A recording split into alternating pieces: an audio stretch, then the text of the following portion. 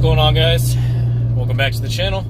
I know it's been a minute since I made a video, but I went ahead and put my Turbosmart Kompact Shorty diverter valve back on the car. So right now I'm just kind of out test driving it after the install and everything, making sure everything's good. But I'm going to do a little compilation of pulls for you guys. So let's go ahead and start right here. This is going to be from a second gear roll, and we'll just take it up.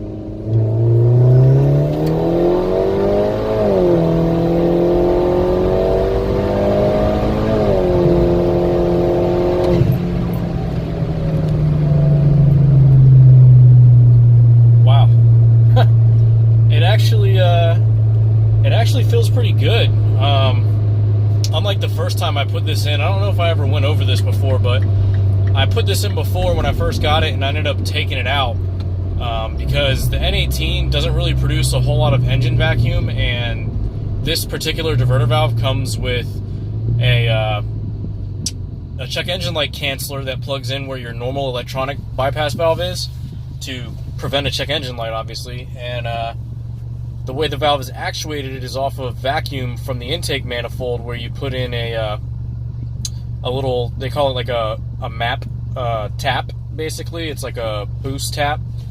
Goes where the map sensor is, and then the map sensor sits on top of it and screws in. So the first time I had it, I didn't really like it. I felt like there was way too much flutter.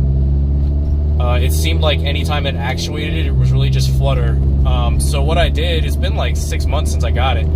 I went ahead and I took it apart, and then I re-oiled it with sewing machine oil, cleaned everything up real nice. From the looks of it, it didn't even look like it was that greatly oiled from the factory. So if you guys ever get one of these, definitely check it out.